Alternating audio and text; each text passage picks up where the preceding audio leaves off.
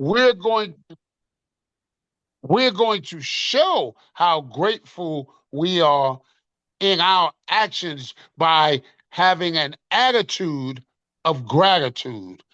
And in doing that, we're going to give a gift to each other by exchanging some of the pearls of wisdom that the Creator has buried deep down in each one of us that makes each of us the gods that we are. He said that every time we look into the face of the black man and woman, what are we looking at? We're looking at God. Well, we're going to prove that today in no limit of time. Praise be to Allah.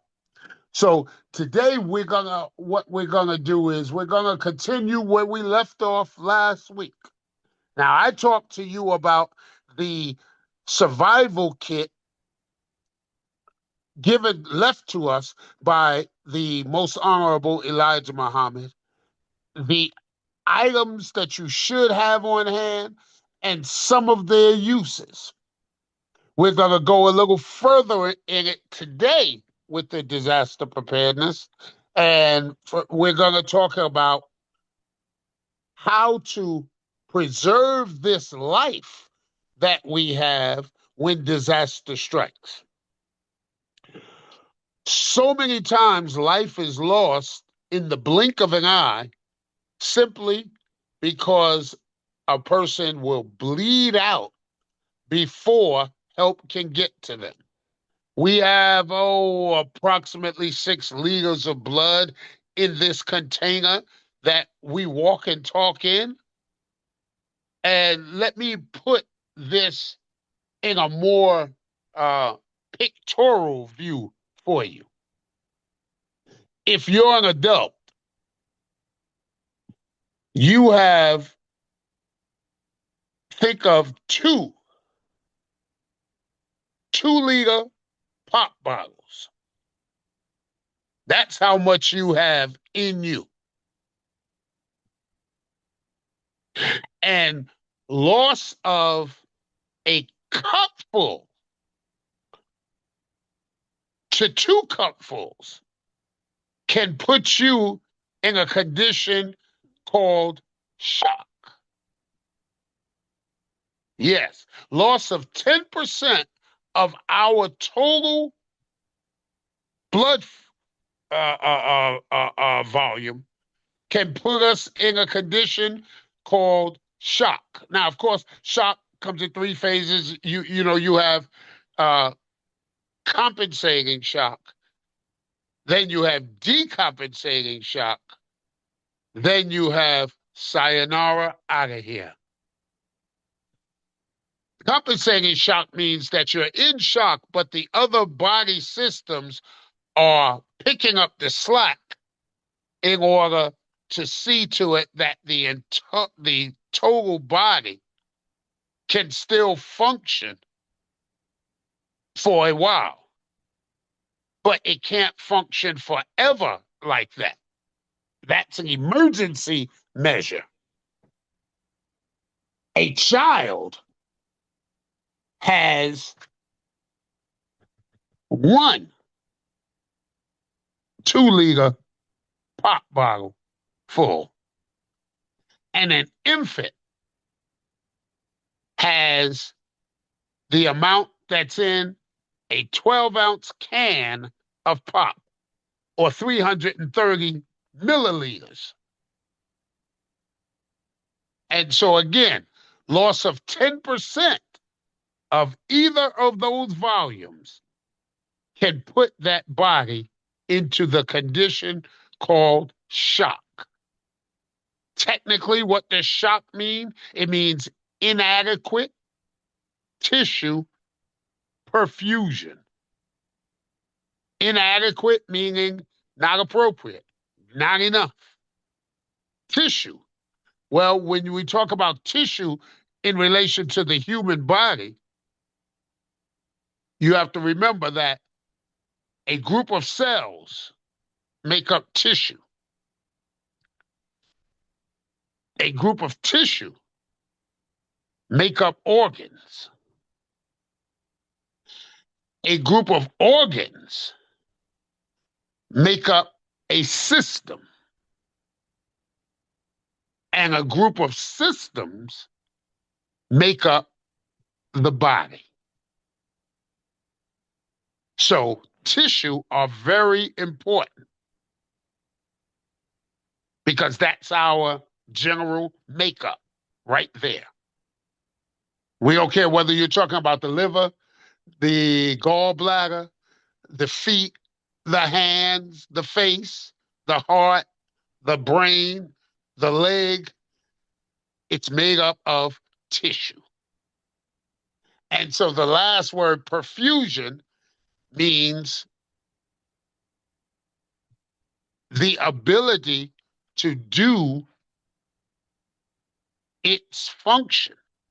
Whatever that tissue was designed by the creator to do when he gave it to us and started us moving. So what kind of tissue was that? Was that respiratory tissue? It was designed to help us breathe. Was that skin tissue? It was designed to cover our bodies to help us regulate temperature and help us move along somewhere. Was it brain tissue? Was it eye tissue? What kind of tissue are we talking about? Whatever it is, it needs to be properly perfused, or it needs to have the proper amount of blood flowing through it with oxygen for it to do the job that it was destined to do. So shock, again, is inadequate tissue perfusion. Remember that because you're going to hear that later. So, Brother Keel, are you ready, sir? Yes, he is, sir. Okay. So what we have for you today is our beautiful brother is going to demonstrate for you how to control bleeding, because controlling bleeding is paramount to sustaining life. We don't care how small or large the bleeding is, it needs to be controlled and contained so that we can keep as much of that precious life fluid inside of our body so that we can do the job we're supposed to do. So as I see, he's at the table and he has all of his items spread out on the table. Brother, you have the microphone. Just give me a thumbs up. Let me see. All right, brother. There we go. All right. Take it away. Assalamu alaikum. Wa alaikum salam, sir. Bismillah ar-Rahman ar-Rahim. Can everyone hear me clearly? I can. Yes, sir. Praise be to Allah. Praise be to Allah. Okay. I'm going to start off by talking about applying pressure to a wound. And I'm going to start by saying, when you apply pressure, do not peek at the wound.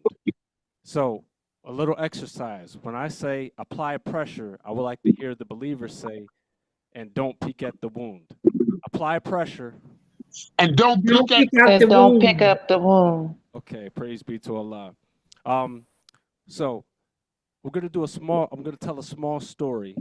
I was at work and I had a patient who had what's called an A line or an arterial line. And we all know that your arteries are what communicate the blood away from your heart. So the heart pumps, that blood goes to your arteries. This patient had an arterial line so you can have accurate information about their vital signs. But in this case, the patient is doing better. We removed the arterial line. And my preceptor, before leaving the room, said, okay, you're going to take this gauze which I have right here. Take a gauze, apply pressure, and what? And don't peek at the wound. And don't peek at the wound. So this is what happens when you have a wound. I folded the gauze into 4 pieces, 4 quarters, applied it, and after a little while, that started to saturate with blood. It went from white to completely red. I said, okay, cool. I took my second gauze, I applied pressure, and Don't peek at the wound. I applied that gauze.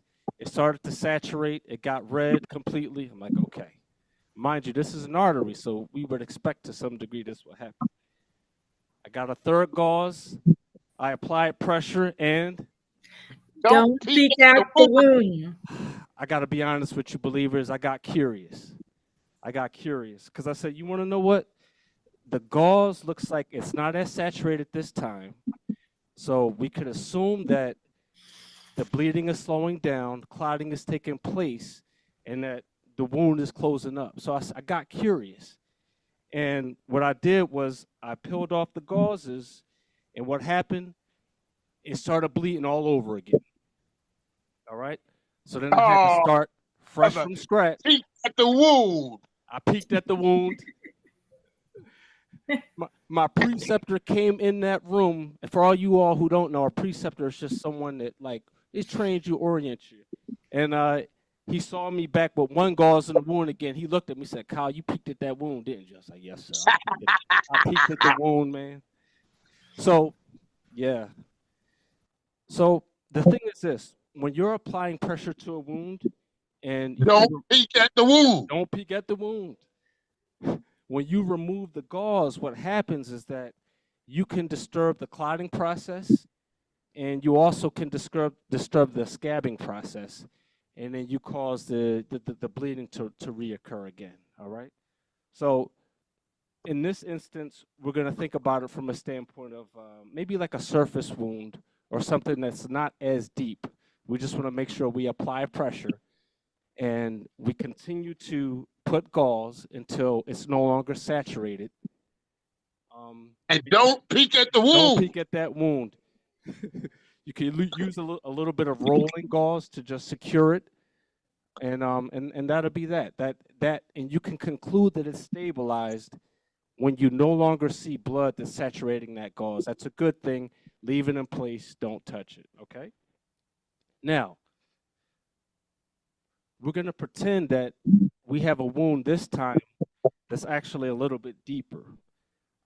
So I'm going to pretend like this is let's say I had a wound in my arm. I was in an accident. So we're going to pretend that this cup is a cavity. Because this would be pretty deep. This would be actually bad. And we're going to go through how to actually pack a wound. Now, before I do that, here's what I want the believers to know. A handkerchief is fine to use for wound packing. A t-shirt is fine to use for wound packing. A towel is fine to use for wound packing, because in real life, you're not on an ambulance, you're not working in a hospital, but you have these things to your disposal. In a tight situation, you can use these things. I want to reiterate an important point that Brother Rudolph made last week when he said that, using clean materials is best, but it's more important that we stop the bleed. A patient may be at risk for an infection if we're using materials that are not sterile or clean, but at the end of the day, when the patient arrives at the hospital, they do blood cultures, they start antibiotics, and that should help with that infection, okay? So that is something that you will think about, but it's not your top priority, okay? Right. Now, that being said, if you feel like, hey, I want to have some supplies just in case, you can go ahead and go to your Rite Aid, your CVS, get some 4x4 gauze, comes in a packet like this. You can get yourself some roll-on gauze, comes like this. You could get yourself what's called Curlex, okay? It comes like this. You could go ahead and get yourself a pair of shears or scissors. And you definitely want to have a pair of latex gloves because universal precautions are always in place. All right. And we always want to assume another person's fluids carry a pathogen or some type of infection. Okay. So we're going to treat that accordingly. And we're going to always wear latex gloves before we do anything first. You know, maybe in some cases, a family member, you feel like you might just want to jump in. Okay, that's different. But when we're in the streets or we're with our people, you want to intervene, I would use the latex gloves. Okay, so just a few things you can have in your car if you feel like you want to have supplies and you want to be ready to go. All right, I'm gonna put the mic down for a moment just so I can show the believers just a brief demonstration of how you do a wound packing. Okay, so this is the rolling gauze, and what I'm gonna do is I'm gonna put the rolling gauze into the wound cavity deep with my left hand. Thank you for that, Jihad. I appreciate you. Okay. Okay, believers, can you, Brother Jahan, can you hear me? Yes, I can hear you. Yes, sir. Go ahead, Brother Kyle. What he's doing, family, is with one hand, you're going to take a piece of that clean cloth that you have, and you're going to take your fingers and you're going to jam it into that wound, and you're going to keep packing it into that wound, pushing it as far as you can push it with your finger until you can't push any more material into that wound. And as you're packing that in there, and remember, don't peek at the wound, you keep packing, you keep packing, you keep packing until no more can go in there. Why? What's the purpose? What are you trying to achieve? You're trying to close up that hole with whatever that item is that you have in order to help the body to start the clotting process and keep the blood in the body. So as he's packing that material in there, it's filling up the gap. It's sitting in place. It's causing the blood as it comes by that opening to realize, oh, well, this is not an opening. Let me keep moving and look for another opening. So now it begins to bypass that area because you have completely closed off that opening to the outer world by packing whatever material that was in, completely packing it into that wound and closing off that site. Go ahead, brother. Praise be to Allah. That was the perfect explanation. That's because we're a team, brother. Team. Teamwork make the dream work. Yes, sir. Okay. So yeah, in brief, that's your packing, and that's how you pack a wound. And again, you're not gonna overburden yourself with, you know, a patient's risk or a person's risk of developing an infection. The most important thing that you're gonna do is attempt to stop the bleed. So once you pack the wound, you could use the gauze to go around. You know, if you want to you could look up how to do a figure eight dressing if you're interested in doing that. You don't have to do a figure eight. You could just go around and around. And then if that starts to saturate again, you just come back, you put a little bit more, and then go around again. Another thing I was going to say, you can look into purchasing what's called a pressure bandage as well. And that's also something that you can keep in your vehicle in the event that you want to jump in and help out. Okay? Yes. Yes, sir.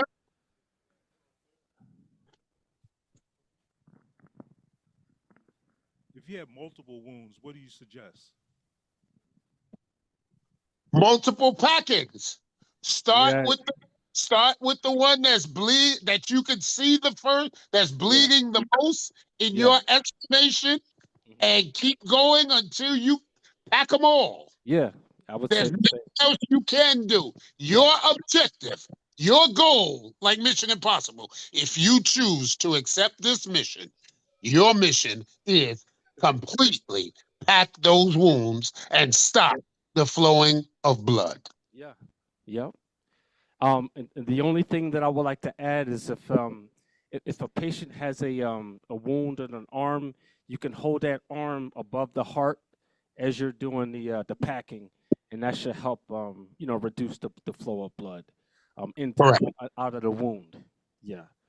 But yeah, just what looks to be the worst wound, the wound that's bleeding the most profusely.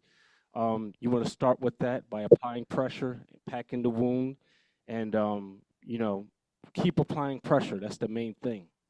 Now, what we're gonna transition into next is there might come a point where, hey, I'm packing the wound, I'm applying pressure, but the dressing continues to get saturated, continually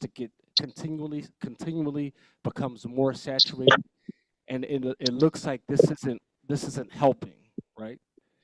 Due to the nature of the injuries, because depending on what type of injury a person has sustained, you know, packing the wound might not be helpful. I mean, the injuries might be so bad that you might have to get a tourniquet on, and they need to get to the hospital ASAP. You know, it's not always like a clean thing. Sometimes it gets really bad. So that's what I'm gonna go into next.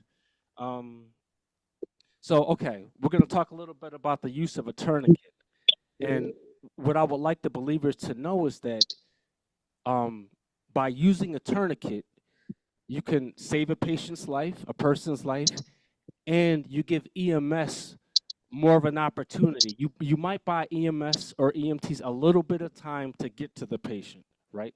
If they're Correct. bleeding That's right. really bad, and you apply the tourniquet and you can stop the bleed, it's likely that you may save the patient's life. Can y'all hear me? Yes, sir. It's likely that you might save the patient's life because now you're giving EMS some time. So let's say 911 is called, they're on their way. You put the tourniquet on. They get there 10 minutes later. Hey, you've done a good thing. What you've done has made a difference. And I'm gonna come back around to that point. Um, all right. So what does a tourniquet do? When you apply a tourniquet, you're applying pressure and you're essentially going to put it on a limb, either an arm or a leg. That's the only place a tourniquet is going to go. If a patient has a wound anywhere else on their body, the only thing that you can do is apply pressure and continue to try to pack the wound.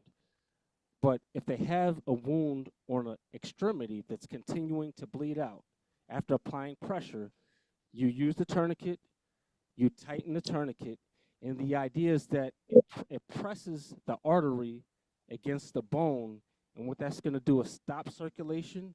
It's going to stop blood flow to the wound.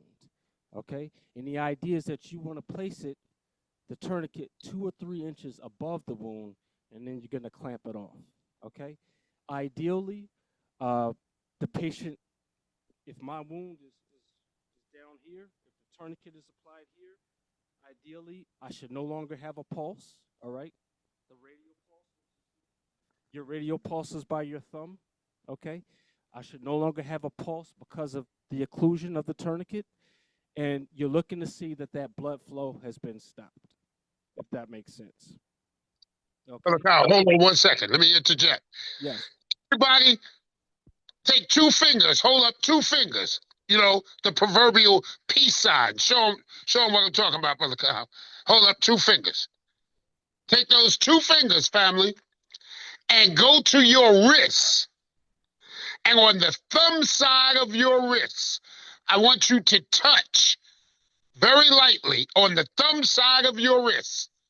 And you are going to feel the pulsation of the blood rushing through your artery called your radial artery.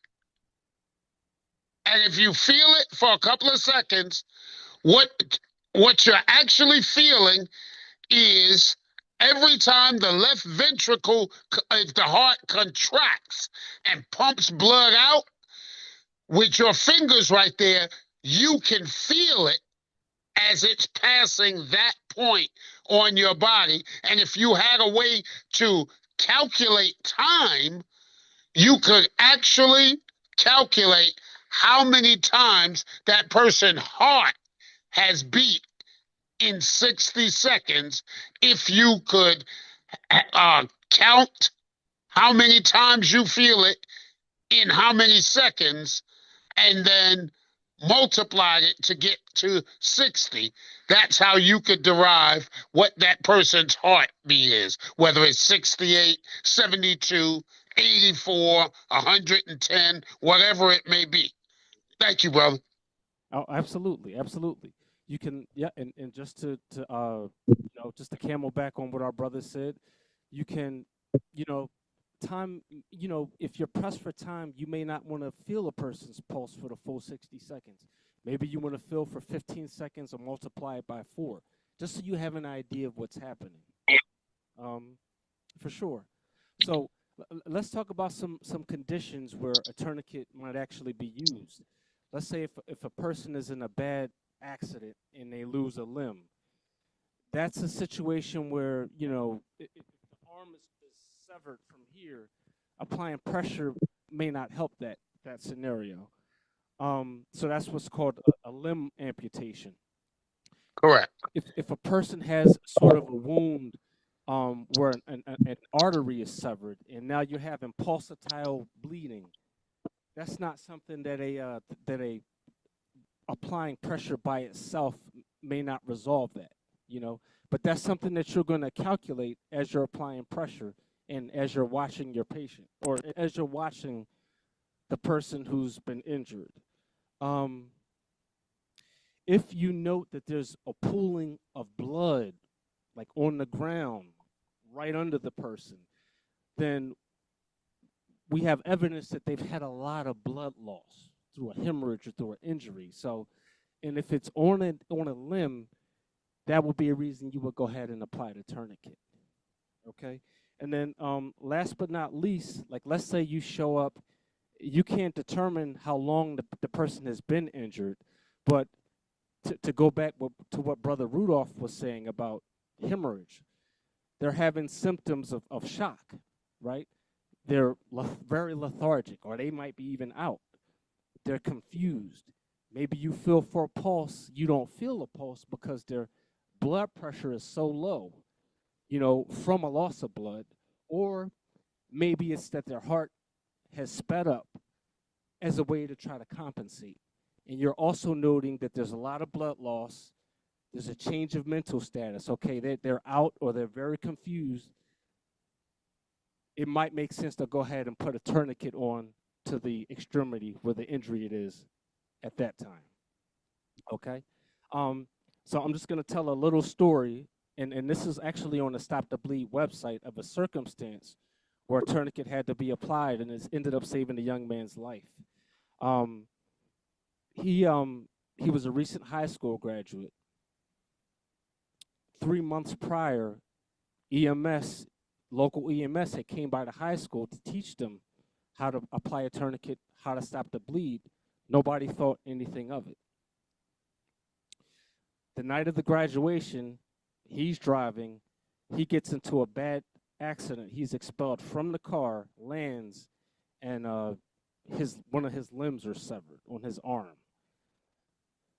Because his homeboy in a different vehicle was able to apply the tourniquet in time, back to what I was saying earlier, that actually saved EMS some time. They got to him, got him to the hospital, and he ended up surviving to be alive today, although he no longer has that right arm. But he's still alive today. And we praise be to Allah, his homeboy was able to apply the tourniquet, right? So Right. I say this to say for the believers, you might be instrumental in saving someone's life, having a tourniquet, having an idea of the right time to use the tourniquet. Okay? It's a beautiful thing. Okay. Now I'm going to show us a demonstration on how to put the tourniquet on. And you know what, Brother Rudolph, do you mind doing Yes, sir. the explanation while I actually do the demonstration? Oh, my pleasure, brother. My pleasure. Yes, sir. Yes, sir, black man. Okay. So, family, remember, and just so you know, we keep using this word tourniquet. What is a tourniquet? A tourniquet is any wide constricting band that can be used to totally cut off the flow of blood. So it can be a belt, it can be a handkerchief, it can be a strip of material that you rip from a t-shirt. It can be a dishcloth. It can be whatever. It's all in how you use it. Okay, yes, sir. We ready? Go ahead. So what he's showing you how to apply the tourniquet onto the limb. It's going to go approximately 2 to 3 inches above the wound. You want to keep it as close to the wound as possible, but definitely above the wound because you want to stop the bleeding from getting to the wound. So once you apply that tourniquet on there, you want to make it as secure as you can. And then once you get it on there and it's tightly in place, now comes the fun part. Now you're going to twist it in order to increase the tension or the tightness. And you're going to twist and twist and twist. And you know how you know, family, that you're doing it correctly? Because whoever you're doing it on, they're not just laying there whistling Dixie. They're yelling and screaming because this thing hurts. That's how you know you're applying it correctly because they are in pain. It takes pain to make this thing work. Sisters, you know the pain that you go through to appear as beautiful as you do every day. The pain of those high heel shoes, the pain of getting all beautified for the FOI to see you, but you endure it. Well, this is what we're talking about. We're talking about that pain that you have to go to for that eventual ending. Mm-hmm. Yes, sir. Yes, sir. And I would just like to add on what our brother is saying. And if the believers would like to come up and practice putting one on, I would love to have you do it. The thing is, it's a muscle memory thing. So you want to That's get right. comfortable doing it. That's You right. wanna, Everybody that's there yeah, yeah, should come up and and do it. put their hands on it and should, just so you know. Remember, family, Surah 5, Mm-hmm. and he who saves a life is as though they have saved the lives of all humanity. Yes, sir. We, Mm-hmm. registered members of the Nation of Islam, Mm-hmm. followers of the This teachings of thing the goes most to my phone. honorable I just have to. Elijah Muhammad, following the guide Yeah. Mm-hmm. of the beautiful Okay. man, Minister Louis Farrakhan, we are training to be saviors to our people. Now. So, in being a savior, Mm-hmm. that means that your mission, your purpose is to get And on the other side, just to your people when they are in a situation that only God can pull them out of. Well, what do you mean, Brother Rudolph? Aren't you getting a little dramatic here? I'm not getting dramatic enough. Think about it. He said that whenever you look into the face of the black man and the black woman, you are looking into the face of God. Well, who are you, black man? Who are you, black woman? When you look in the mirror and you getting dressed in the morning, you don't see the creation of the God looking back at you.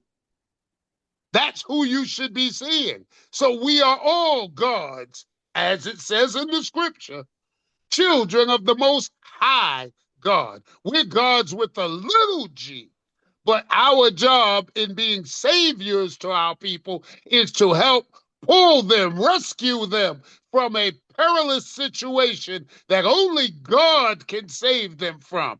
So by you learning this stop the bleed technique, you can help be a major portion, a major player in saving the physical life of your brother or sister, thereby giving them more time in God's creation to get right with God and returning that soul back to Master Fard Muhammad. I'm sorry, brother. I got carried away there. I'm going to turn it back over to you.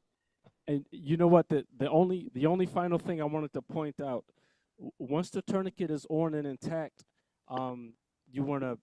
Don't peek at the wound. Don't peek at the wound, and don't take it off. Don't take it off. So you're looking for, again, the flow of blood should be stopped to the wound. Right. You there should be like no pulse in the extremity with the wound. Sometimes if a patient or if a person has a wound,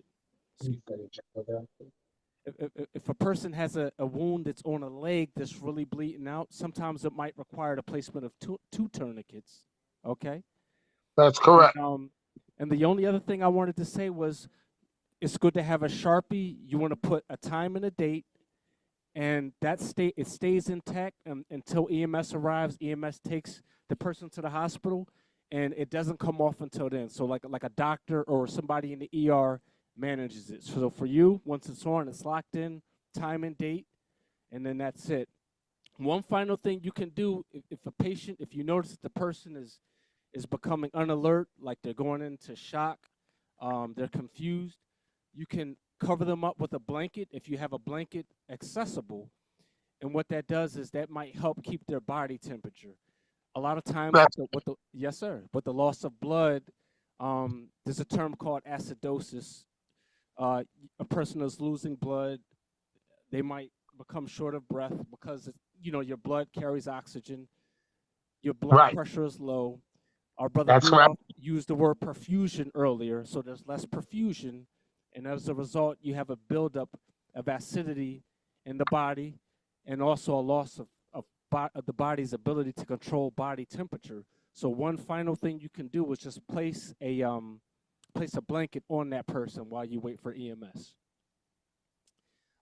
Yeah. That's all I got. I mean, is there anything? Did I miss anything? That's all you got. What do you mean that's all you got, black man? Let's give that black dog a hand there. You have in front of you, family, I don't know if you recognize it or not, though, you have the makings right there of the God in your midst. You have Rahim, the merciful, that one who is going to put their safety in jeopardy to help save your life. You're talking about that one when everyone is running from the scene. He is running to the danger because he's coming to rescue you. That is an EMT right there, an emergency medical technician. That is the undisputed hand of God himself in human form with legs and arms. That's that arm, a leg, an arm, and a head. That is God in person being sent to you on the worst possible day of your life to help you so that you know you are not alone. You are not lost. There is still hope for you, but you have to believe. You have to believe in the God of creation. You have to believe in the God that appeared in the person of Master Fard Muhammad. You have to believe in the God that is the risen Christ right now, the Honorable Elijah Muhammad. And you have to believe in their divine representative that's in front of us today, the Honorable Minister Louis Farrakhan, because there's no separation of the spirituality from the reality. If you don't get the spirit, you don't have the real. What separates you from that chair that you're sitting in is you have the spirit of God to get up and to move that chair, even though it has 4 legs. All it can do is sit there and hold your rusty dusty. I'm sorry, I got carried away again, brother. Yes, sir, my brother. We thank you for that presentation, brother. Can you hear me?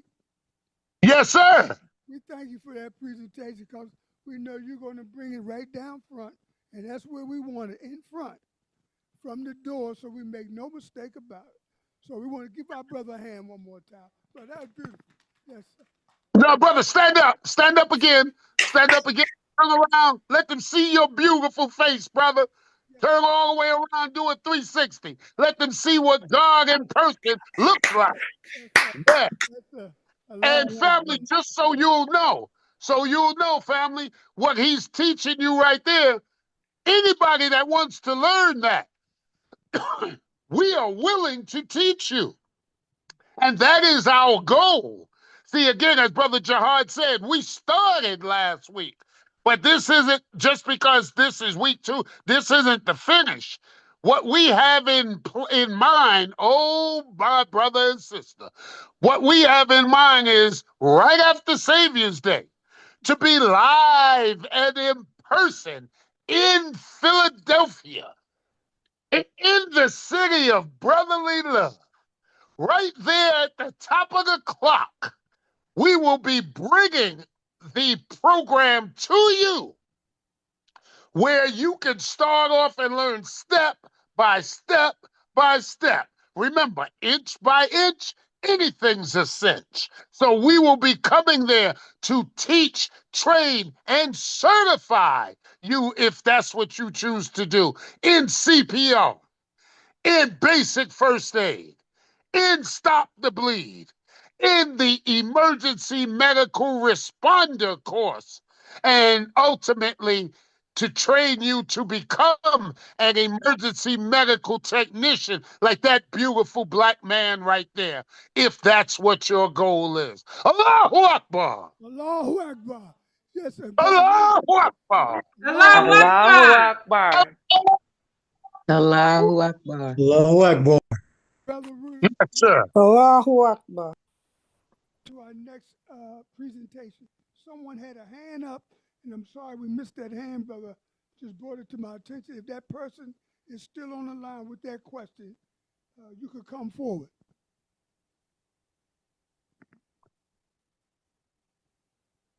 Okay, but if they come back, we'll try to get to them.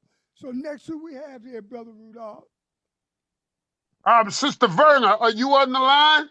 Sister Verna? Yes, sir. Are Praise you? to Allah. All right. So now you heard my old raspy haunted house voice last week, scaring you and putting you to sleep. You heard brother's old raspy voice this week, bruising up your sensation in your mind with the raspiness of our male voice. Now we want to tantalize, and treat you with the voice of the second self of God. You know, that soft, that pliable voice, that maternal side, that nurturing side, that side that can soothe and heal you. We want to turn this over to our sister as she takes us to the next step in this, and she's going to talk to us about the items that you should have in your go bag. And everyone should have a go bag, because what is a go bag? A go bag is a bag that you grab when you are on the go, when you are forced to be a refugee going from a place of danger, seeking asylum in a safe place. Well, you need to carry some items with you, things that are going to help you remain human while you're doing your sojourn and seeking and you're fleeing from harm. And that's what our sister is going to talk to us about today. So let's give a round of applause. Let's show our appreciation, show your love for our sister, MGT, and the GCC, Sister Verna. Assalamu alaikum. Wa alaikum salam, everyone. Assalamu alaikum. Alaikum salam. In the name of Allah, the Beneficent, the Merciful, I bear witness that there is no God but Allah, who came to us in the person of Master Father Muhammad, to all praises are forever due. I further bear witness that the most honorable Elijah Muhammad is the exalted Christ. He's a God that sits next to the God. And I further bear witness that the Honorable Minister Louis Farrakhan is more than just a divine reminder, warner, mercy, guide in our midst. He is the Jesus, the Messiah. We are so fortunate today that we can say we are in the same time space as the Messiah, Jesus. Who would have ever thought that we would have made it to be in that same time? We are fortunate. And I like to greet you in their beautiful names in the greeting words of peace of Assalamu alaikum. Happy blessed Savior's Day.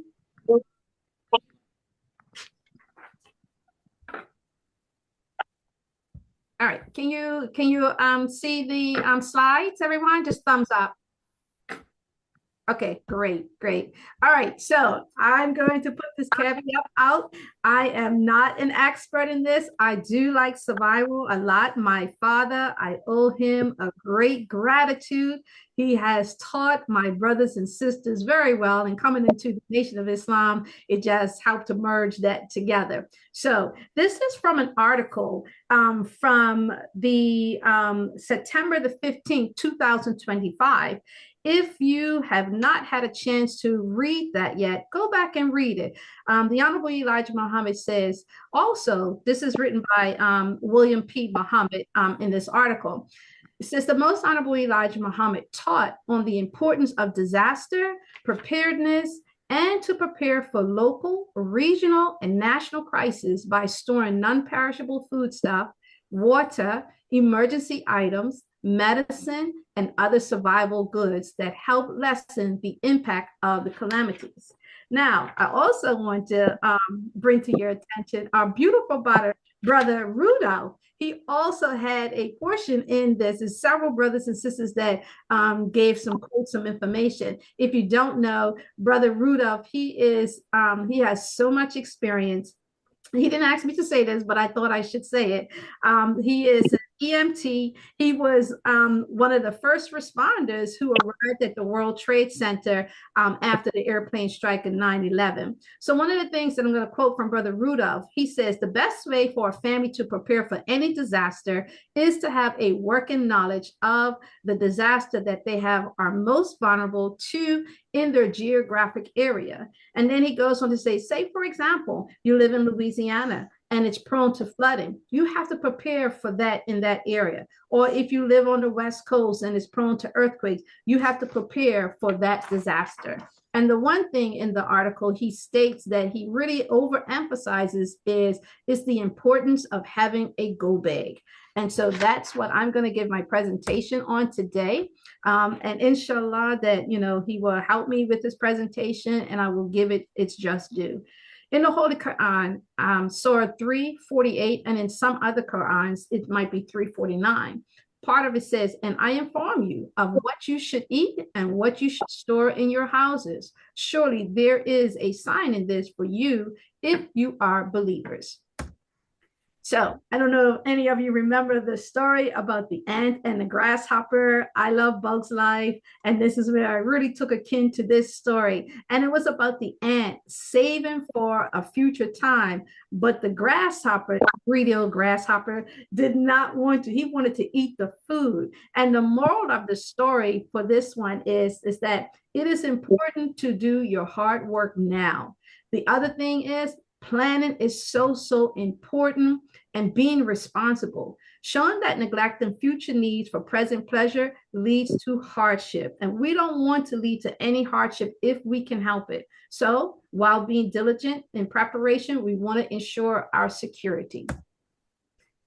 The purpose of a go bag is basically to have essential items just in case we have immediate evacuation for whatever type of disaster that we have.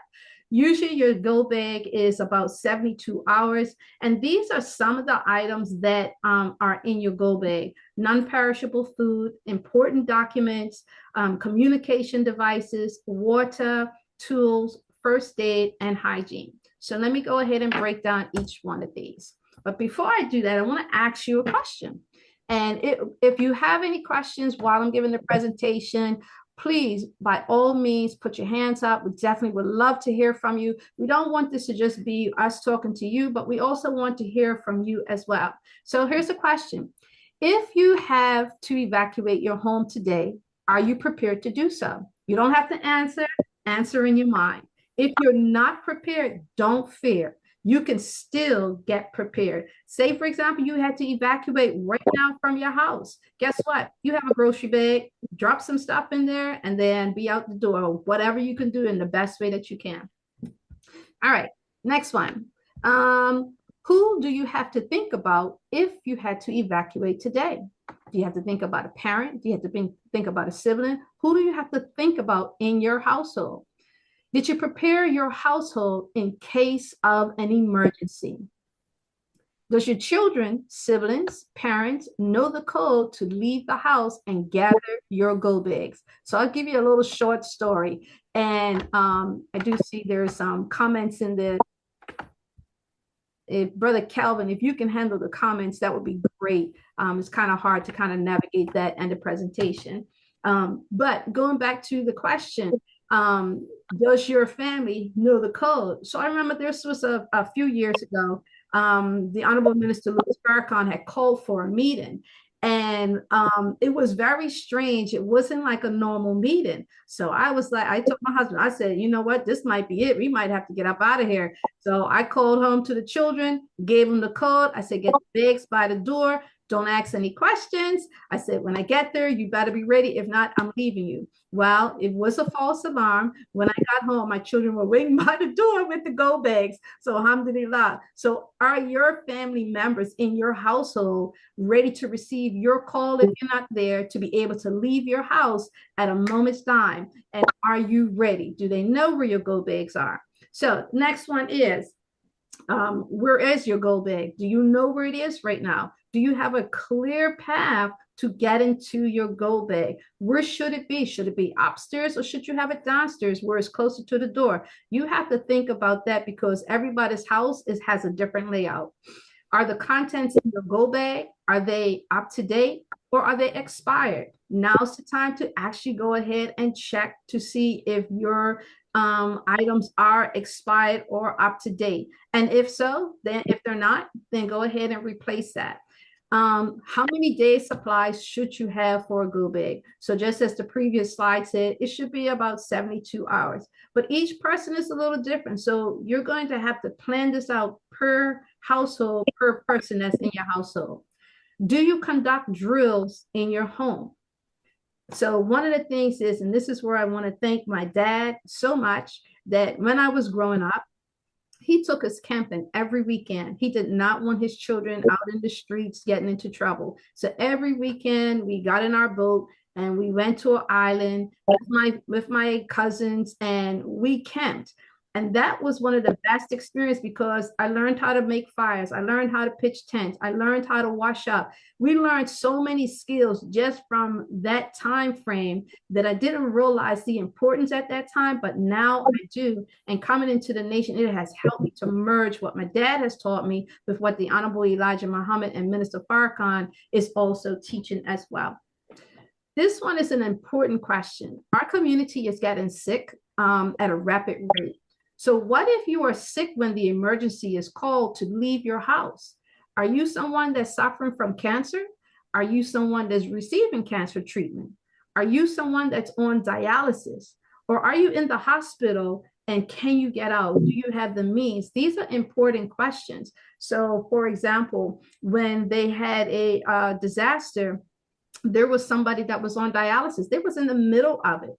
What did they have? What provisions? So start thinking about those things in terms of your particular go bag.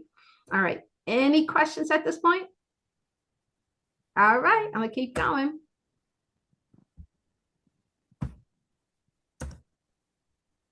Okay. So what does a go bag look like? It really is up to you what you want. But when I think about a go bag, I think about a knapsack and I think about an army bag. It depends on your household, depends on what you can carry with your go bag. Now, one of the things is if you have to be out for at least 3 days or more, one of the things is you want to make sure you have enough strength in your body to carry the bag that you have. So a good exercise as of today is to start doing at least 20 squats every day. Because if you have to carry this heavy bag and you have children and other people that you're taking care of, that might be a heavy burden for you. And you may not have the strength right now. So now is the time to practice with strengthening your legs. So 20 squats, and then that will help you, because if your bag is packed, you may have to go a long way to take that bag. And then you also may have to take your children with you as well.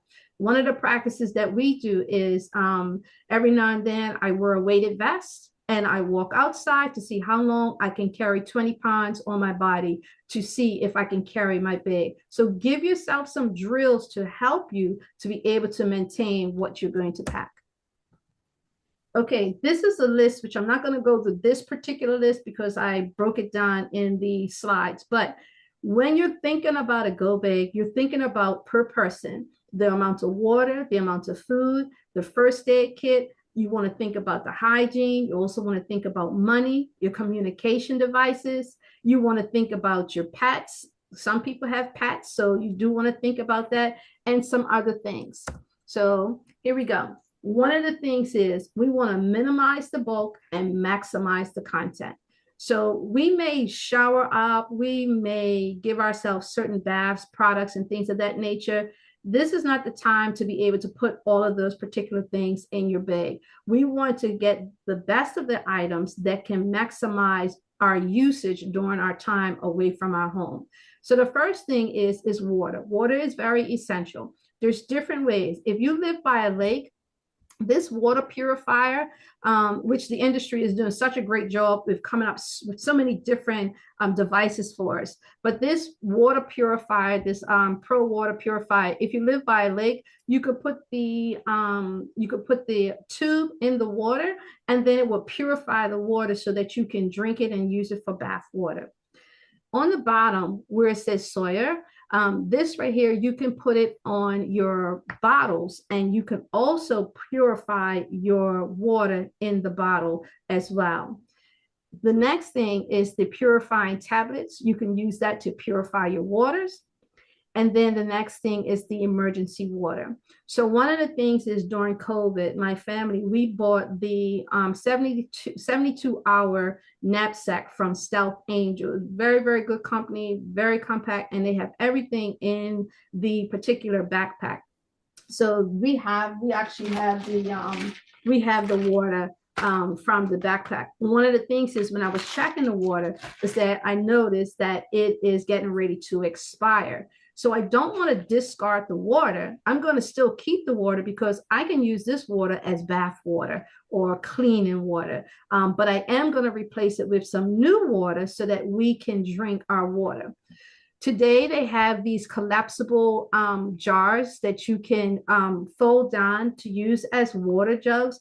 Now, you have to do your own research, whatever works for you, but I'm just thinking emergency. Whatever I can use for emergency that can fit into my go bag, I want to use that at the best of my ability. So if we're preparing early, then we can find the best of materials. But right now, for some people, they may not be as prepared as us. So if you can get your hands on anything that can help you to transport liquids or food, go ahead and do so.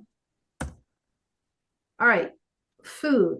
One of the biggest things about food is making sure you have enough to eat.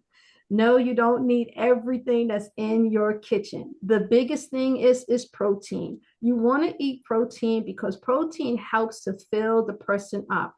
So for example, you can have granola bars or protein bars or energy bars. I'm not really keen on the granola bars and the protein bars. However, for an emergency, you can utilize that. So for example, the Cliff bars, these are one of the highly recommended bars to put in your go bag. But another thing is what I have done is I bought, can you see this? Do you see what I'm holding up? What's the name of it? Okay, this is a Zwilling. This is a food saver. It's a vacuum seal component. Sorry if you can't see it. Can you see it? No? Okay, so I can show it after I finish with the thing, with the slide, but it's a vacuum sealer. And one of the things is I started vacuum sealing my products. And so therefore I'm doing it according to my family's usage. So I vacuum sealed my own rice. And this can last up to a year to 2 years. So this will go in my go bag, and I will be able to cook this because rice can also last a little bit longer. But you have to figure out what works best for your particular family. Vacuum sealing is very, very good. It will help you to reduce the amount of space that you're using in the bag so that you can put more items in there.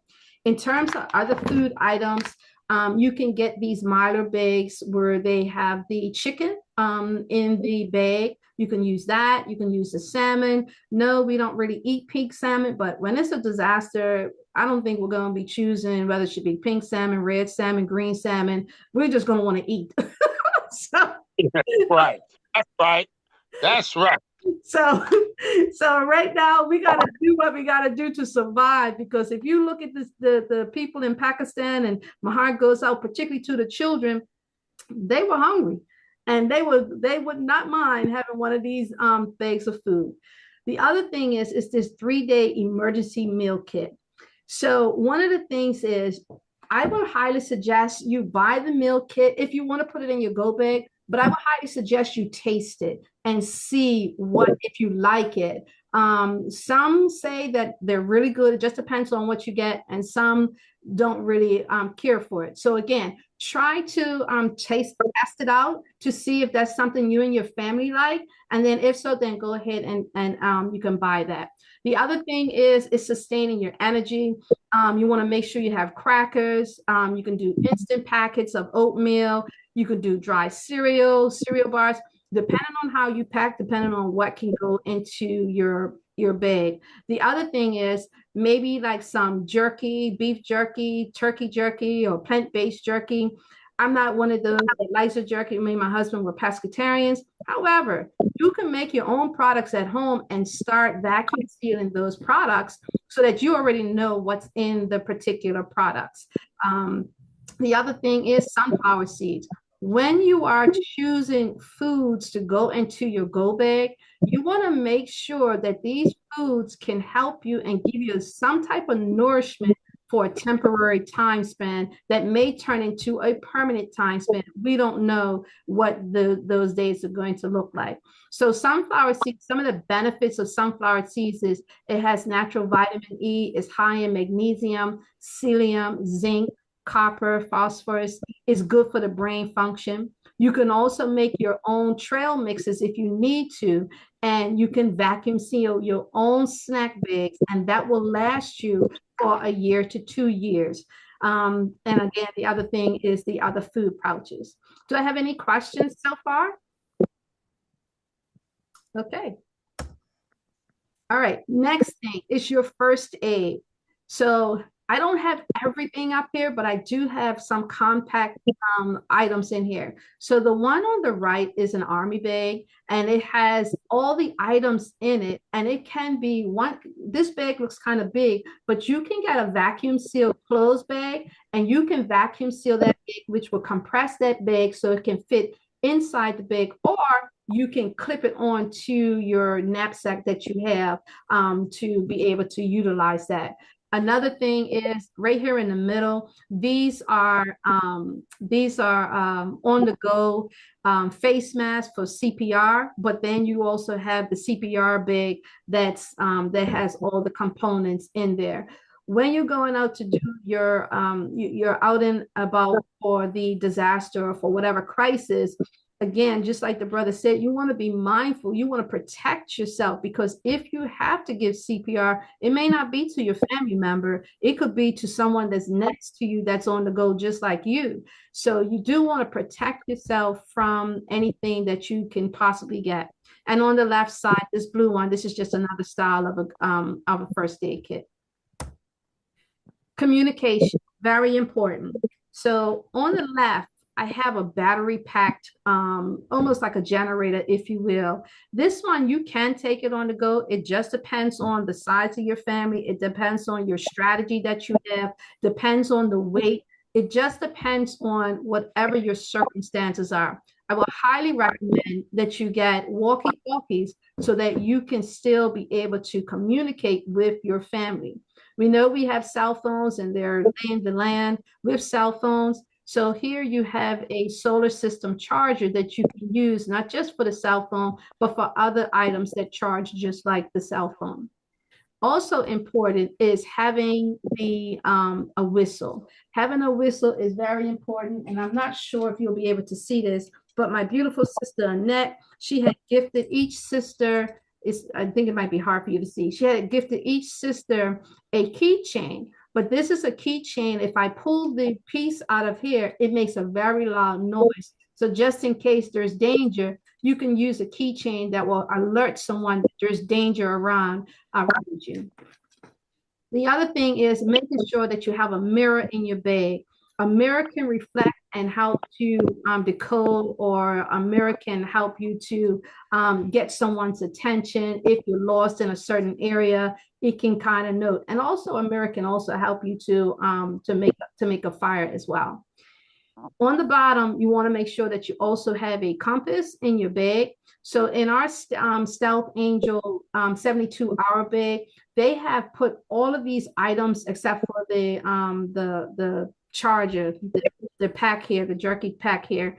Everything is in our go bags, and now they have evolved the 72-hour bag into a much better itemized bag that you can get a much better one than what we bought. But Stealth Angel is very good. They always have sales. Matter of fact, they have a sale on now, and you can go to that site and see all the different components of what they have to offer. Next important thing is money and important documents. What's suggested for your 72 hours, because it could turn into more time, is to have anywhere from $100 to $500. And you want to make sure that you have it in small bills. So some of the things that my beautiful sisters had given as a suggestion was every time they got $1, whatever their goal for their envelope was, they just kept putting the dollar in there until they reached the goal. And then they did the same thing with the $5. If their goal was to have $50 in fives, they kept doing that. Same thing with the 20s. Whatever your personal goal is, and however you decide to have your small bills, you figure that portion out. I'm going to come back to silver and gold in just a minute. For small funds, you want to have anywhere from $100 to $250. This could be for like gas for your car. If you're at a stop, you might be able to buy water. You might be able to buy snacks or anything that's applicable to your time outside of your home. A medium-sized fund is about $500. And with that being said, you might be able to get a cheap motel. You never know where you're going to be, or, if you can get into a place like that, or if someone will open up a home. You just never know. So you want to make sure you have enough funds on hand to be able to help you while you're outside of your home. Plastic.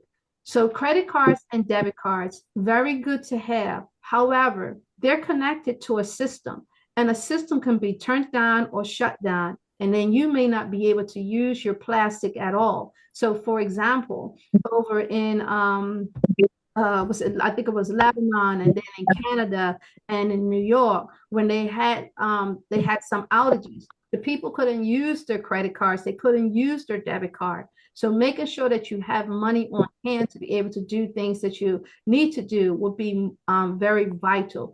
Definitely take them with you, because you never know if you can use it. But just remember, this system is locked to a system that can lock your system.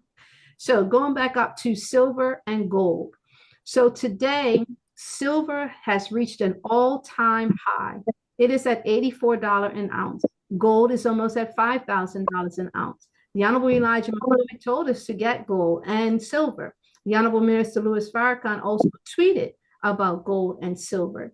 And so one of the things is there's about 23 to 40 states that have made silver and gold legal tender. That means you can use that for cash. You can buy things out of it. Florida was one of the latest states that actually just approved silver and gold to be able to use as a form of money.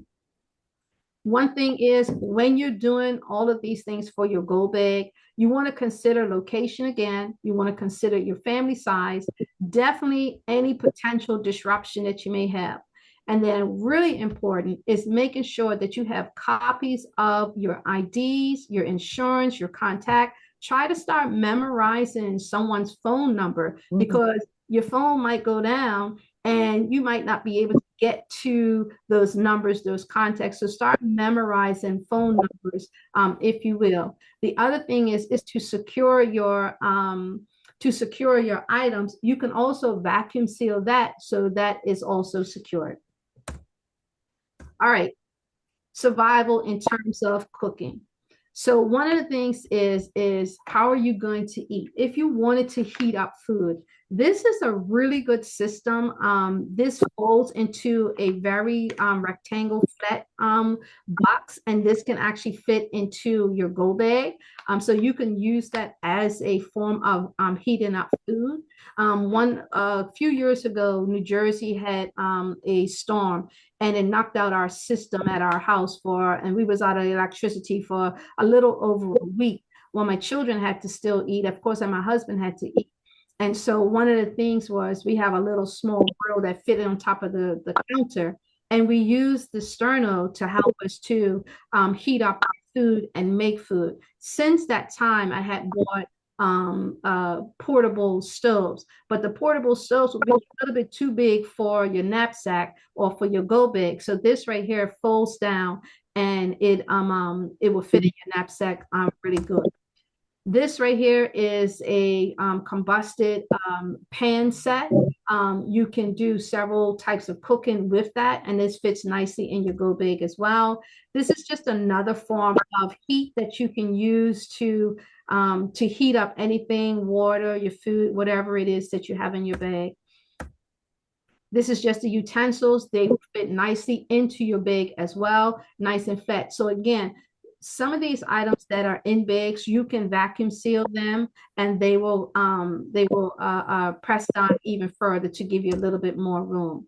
You do want to make sure that you have some type of matches or waterproof matches that can help you with any type of making any flames. And then these are just utensils to have, and this right here is just the sternos. Now you can get sternos that last up to 8 hours. I'm not sure if it goes beyond that, but they do have sternos that open up that last for that long. One of the things I do want to say is we had our survival kit, and we have been putting a lot in our survival kit. We also put a lot of the sternos in there. So we started using the items in our survival kit, and mainly was one just last year, mainly was the sternos. One of the things is you want to check your sternos because they can dry out through the time that you may have them in your survival kit.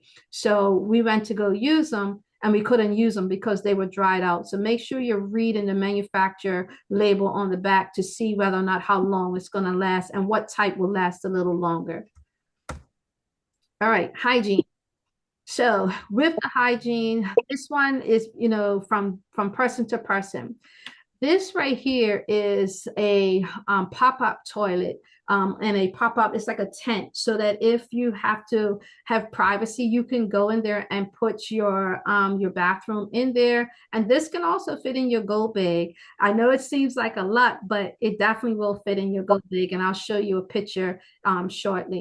But this right here, and I was thinking more of the sisters with their privacy, with our privacy, and the children for our privacy, particularly our young girls. You can put this collapsible toilet seat in here, and that way you can go ahead and use the bathroom and do what you have to do. To be able to offset the scent, you can use cat litter. However, cat litter will get heavy with carrying it. So they have this gel that you can put in the toilet that will defray the smell in there. Also, that's just another type of gel that you can use. Also, they have these travel toilet kits that fit right in a sister's purse. This can also fit in your go bag, and it's packed with everything. There's gloves, there's sanitizer, There's toilet tissue, and some other things that are also in there. So these might be good just to have into your bag as well. The other thing is wipes, having some type of bath wipes that you have. Now, I don't have like soaps and toothpaste and all of that, because sometimes those things can get heavy. So just as I said, you want to minimize the bulk and maximize the content usage. And so therefore you want to get contents that are used for multiple purposes. And so like these bath wipes, you can use those, but you can also use these toilet tissues as well. And then I just want to put the baking soda. The baking soda, as Brother Rudolph has said last week, has many usage.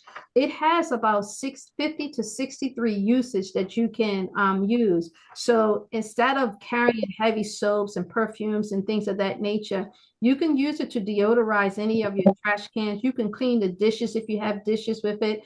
You can put it as an air freshener. You can use it as toothpaste. You can use it as deodorant.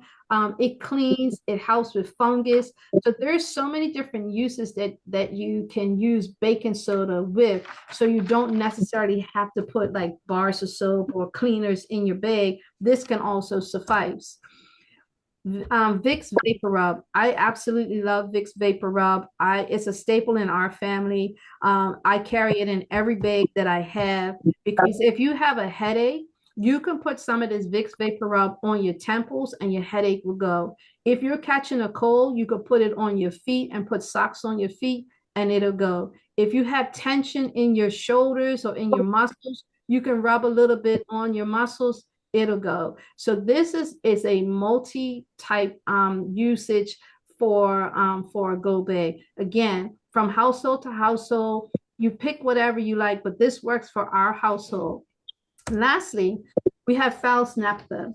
Fal's Naphtha is a great bar soap, and it's not for just cleaning laundry. It can clean a multitude. It has 68 uses. Now, it looks just like a regular bar soap. One of the things that you can do is you can chop it up into chunks, and then you can vacuum seal it, and a piece can go into each person's bag, and it lasts a very long time, and it goes a long way. So some of the usage that you can use Fal's Naphtha is you can use it to wash your hair. You can clean with it. You can remove any stains. It's good for eczema. It helps to treat mosquito bites. It also helps to treat fever blisters and cold sores. It's a great thing. It's a repellent for rodents that might be around or any bug repellents. So having that can help you, especially when you are away from the house, because we don't know what our condition is going to be. We say 72 hours, but that 72 hours can turn into 2 months.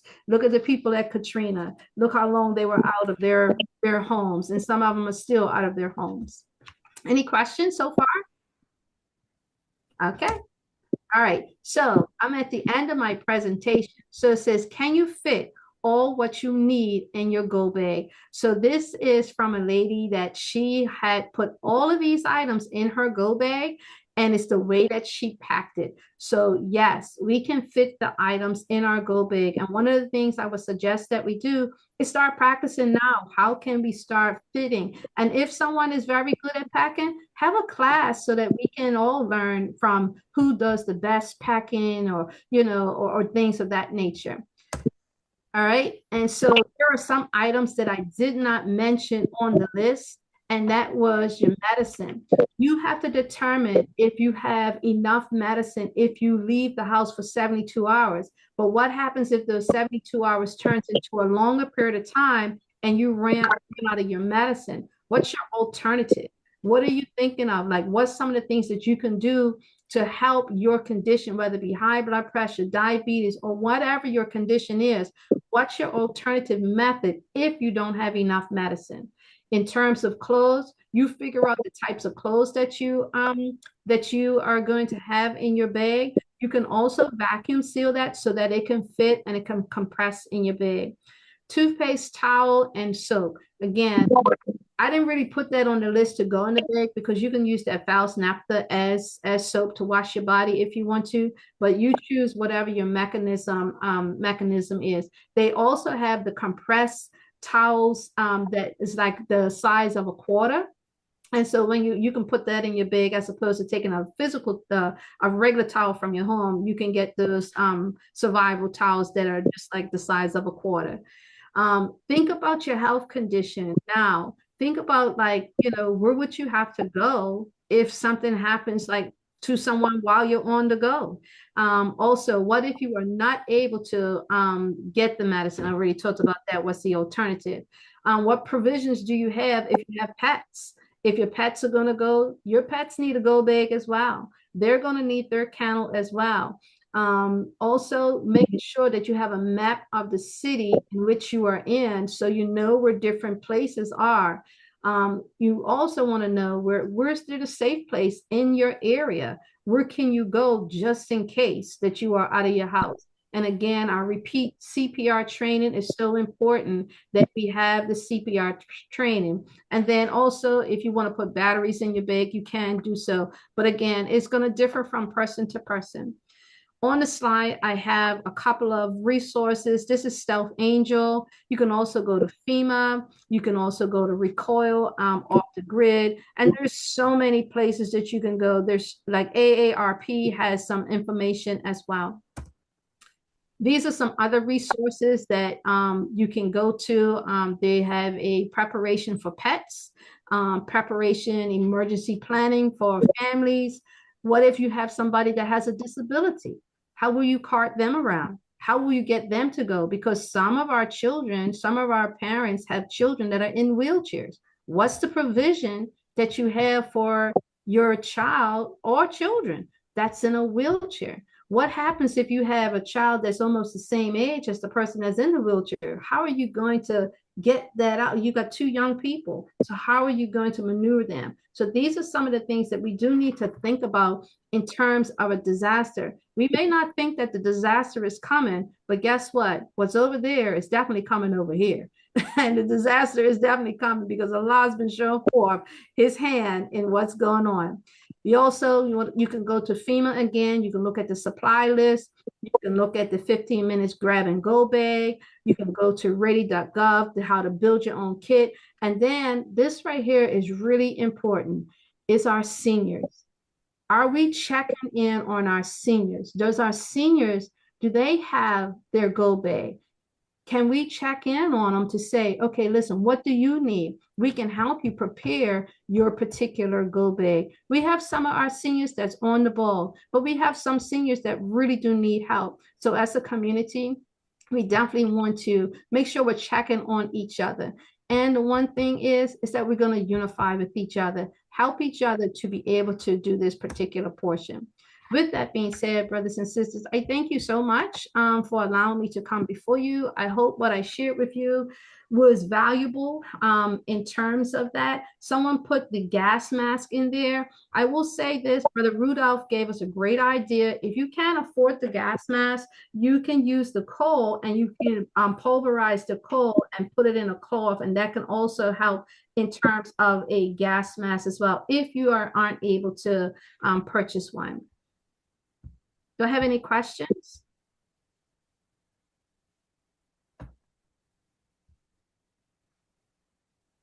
I do see Sister Esther says it's always a good idea to have cash on hand. The ATM may be out of order. True that. Okay, someone says very important to try food first before buying in bulk. Absolutely. And thank you so much for saying it was a good presentation. Again, this is not my expertise, but I do love to do this every week. And I have to say thank you to the sisters on the QRL line. We have really formed a bond. QRL stands for Quranic Reading Line. Every day we're together, and every day we inspire each other, and we send out notifications to each other. Oh, this is on sale, that's on sale. We've built our go bags just from that. And we also have built our cannon supplies on the inspiration from each other. So our unity can help us to be able to do what we need to do. So with that being said, if you are prepared, you don't have to be scared. Thank you. Assalamu alaikum.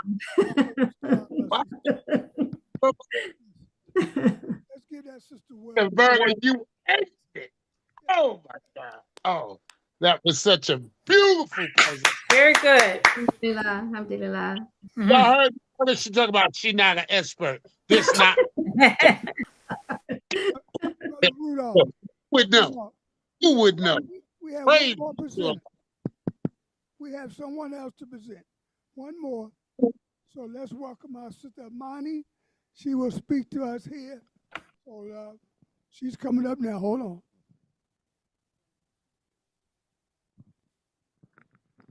This has been a sister that was very well informed. Thank you, Sister Vern.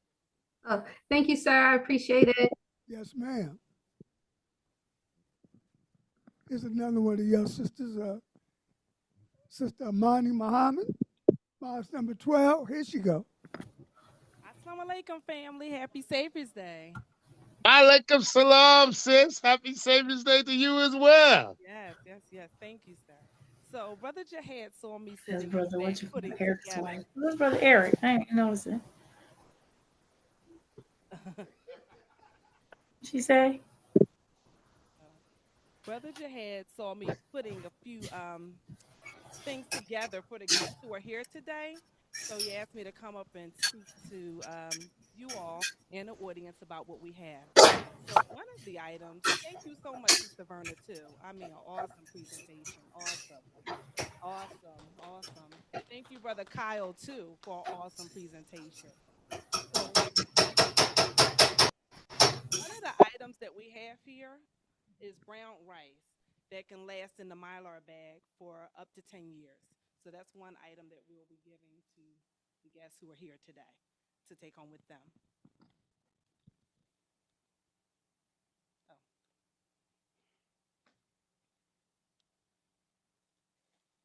Another item is the bag of navy beans, dried navy beans, and a packet of seasonings.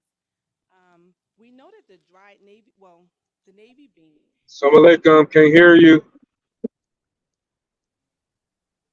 Microphone is really low. Can you hear me?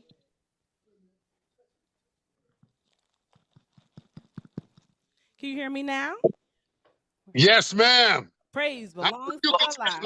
man. Praise belongs to Allah. All praise belongs to Allah. So we have the the brown rice in the Mylar bag that can last up to 10 years. So we'll be giving the guests who are here present with us today this bag of brown rice in the Mylar bag that's vacuum sealed. We'll also give our guests dried navy beans that they can go home and make navy bean soup with. The navy bean has the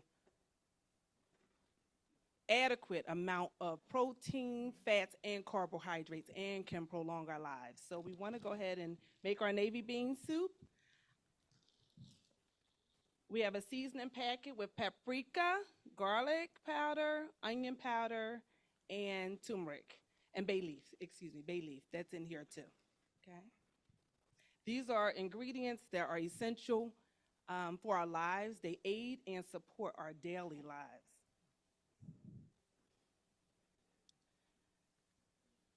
For those who are not able or don't have any canned foods in jars, we do have canned navy beans in the metal can. If we can go towards getting the navy beans in the jar, the glass jar, that's much better. This is a last resort. We want to go to the metal can. If we can get it in the metal jars, please do that. If we have a canning class in our city, please go, take advantage of that canning class in your city. If you don't, Sister Colette, who's in Rochester, has canning online. Okay? And I'll give you all her information. We also have tomato paste, which goes into our navy bean soup with our seasonings and vegetables. And if you don't have how to eat to live, please, please pick up your book. This is only book 2, but get book 1 as well as 2. So I'm going to read Sister Colette's information so that we can take it down, and maybe we can put it in the chat for those who would like to take advantage of her canning classes. So Sister Colette, she has canning. She talks about canning being a form of food preparedness that doesn't depend on power, delivery systems, or store availability. She teaches canning to help people safely preserve real food and build confidence in their ability to feed themselves during everyday life and emergencies. She supports beginners through education so that preparedness feels practical, not overwhelming. She supports people through education via her book, online classes, and hands-on workshops.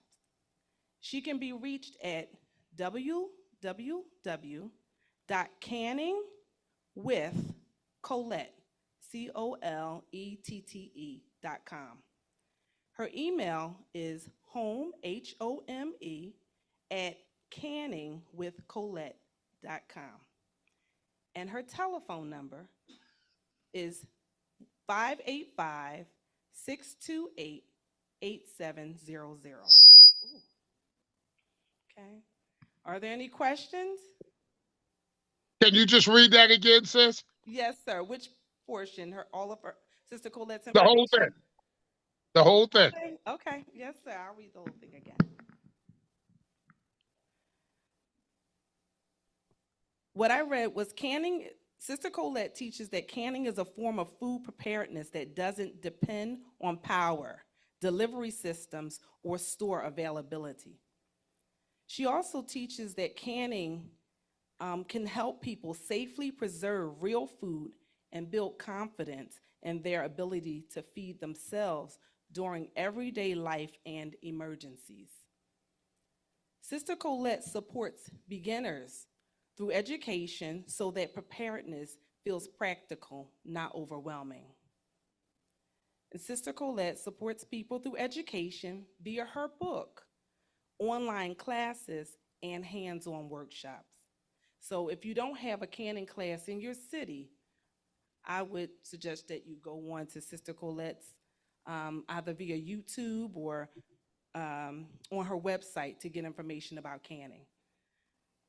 She can be reached at www.canningwithcolette, and that's spelled C-O, well, I'll give you the whole website, www.canningwithcolette.com. Her email is home@canningwithcolette. Well, she said .com. And that email is HOME@canningwithcolette.com. And her telephone number is 585 628 8700. And thank you, Brother Rudolph, for your presentation. Thank you, sis. And I see you brought your security with you. I see him standing there in the back. Yes. Incognito. Please give your lovely wife the greetings from us. I certainly will. Yes, sir. Any Thank questions? you, Sister Imani. You're welcome, sir. You're welcome. Any questions online or in person? No? No? Okay. I'm going to hand the mic back over to Brother Jihad. Thank you. Yeah, let's give that sister a well-round hand of applause, please. You see her security standing there. Yeah, yes, sir. Yes, sir. Yes, sir. Brother Jihad, Yes, ma'am. I just wanted to say, for those of the sisters and brothers that want the slide, I put the slide in the presentation slide in the in the chat so they can go ahead and get this slide as well. And I just want to say one other thing. In there, you notice I did not mention the Holy Quran because again, we don't want to pack our bag too much. But if you want to take the little small one, but we are the Quran. If we're reading it every day, our scriptures will be us. Yes, Sister Verna, Brother Oh. Calvin just explained that your chat and what was presented just now about Sister Amani. Amanda Colette is in the chat. So he put both of them already in the chat. So that'll be available for those that want it. Yeah, and Brother Jasper also put in the chat the compressed towels as well that you can get on Amazon. You can get 500 in a box. So if you want to go to the chat and get that as well. All right. Yes, ma'am. You have that, Brother Calvin? He has it all. Yes, ma'am. Thank you. Well, brothers and sisters. But Jihad, did Sister Imani leave the room yet? No, sir. Ask her. The question is, does Sister Colette sell the canned bean soup? Did you hear him, Sister Monty?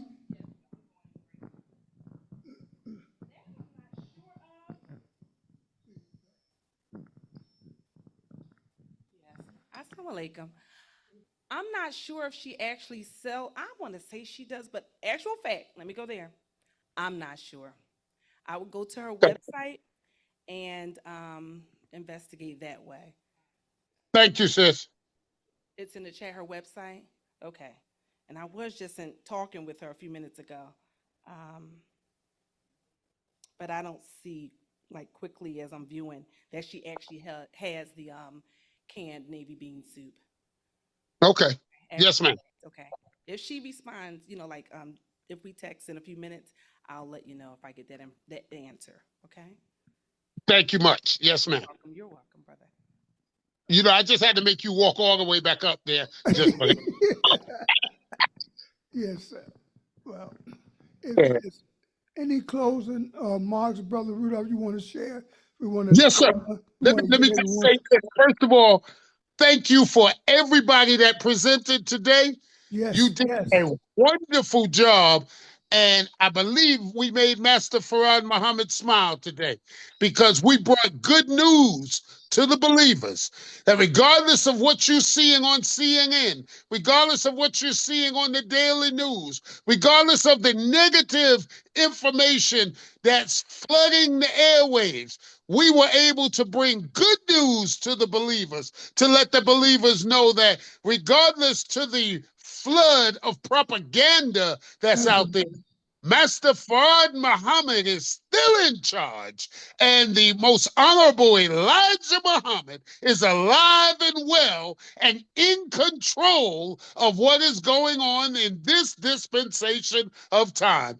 And our man, our comforter, our Rose of Sharon, our bright and morning star, the Honorable Minister Louis Farrakhan, is still breathing the breath of life and breathing life into anyone that will choose to listen. See, salvation, restoration, and survival is a choice that you have to make. It's not guaranteed, but if you decide that that's what you want to do, then you can get on board this survival train and ride it all the way to the hereafter.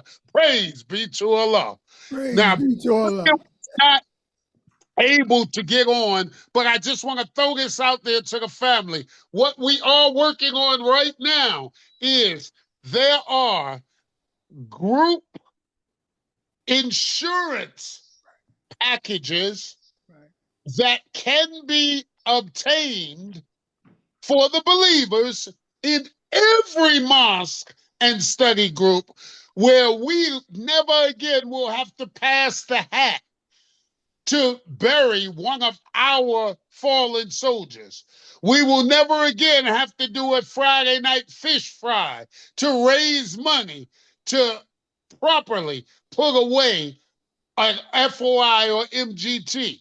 We can be proactive with this thing, and we can get the information, and we can formulate ourselves into groups, and we can get group insurance policies that will guarantee that when we return to Allah, there is a set of money set aside that we can be properly put away the way we are supposed to be, with the dignity of a God and of a believer, and not leave a burden to our family who is already experiencing the tragic loss of life of us. They also have to be burdened with the financial burden of trying to get us put away respectfully. So our brother, who is the first officer in Oakland, California, some of you know him, some of you don't. Brother William Muhammad, he's the former captain in Louisville, Kentucky. He has that information. He's preparing that information, and we will come back to you very shortly with the complete package, and then you will be able to exercise your right to do what is best for you. But again, this is a way to ensure that all of our pioneers who have already sacrificed their entire life for the nation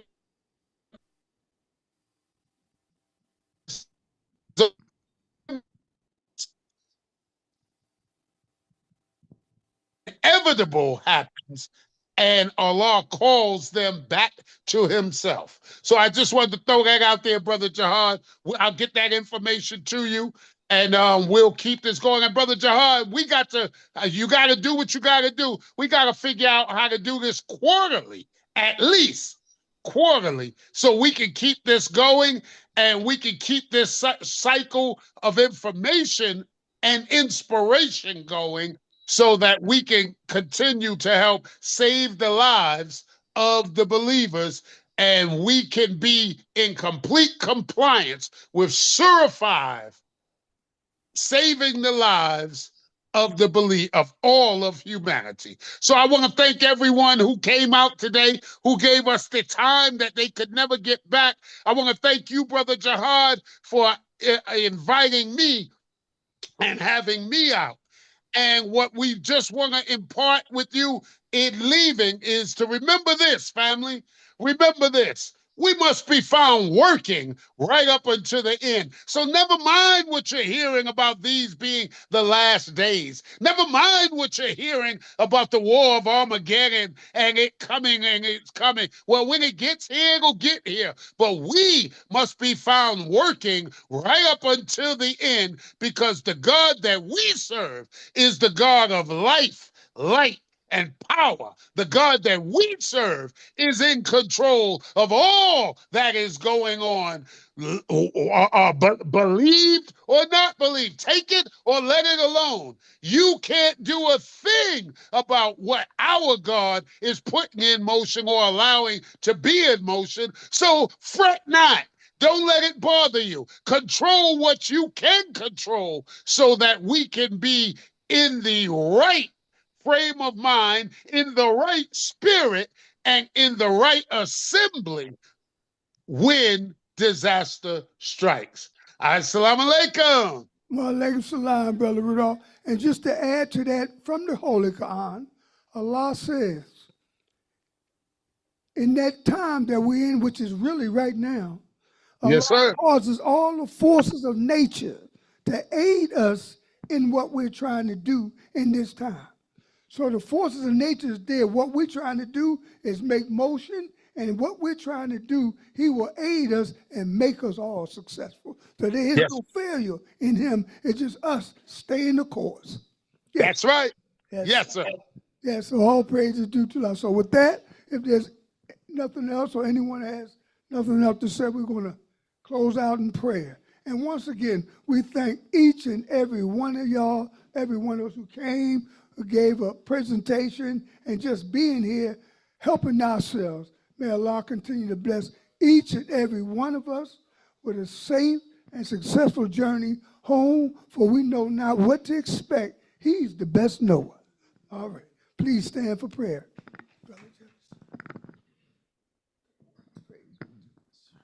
Attention to prayer. Bismillahirrahmanirrahim. Alhamdulillahi Rabbil Alamin. Ar-Rahman Ar-Rahim. Maliki Yawmuddin. إياك نعبد وإياك نستعين اهدنا الصراط المستقيم صراط الذين أنعمت عليهم غير المغضوب عليهم ولا الضالين.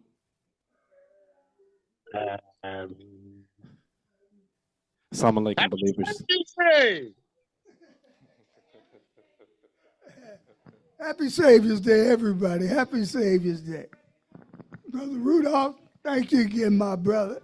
Thank you, brother. You know I love you. And get a green to that soul to my sister. And let I certainly will. I'm on my way to go do it right now. All right now, my brother. Inshallah, we're talking again about that, getting this quarterly thing. We'll talk more about that. Yes, sir. Okay. Assalamu alaikum, soldier. Wa alaikum salam, sir. Say something. Assalamu alaikum, brother.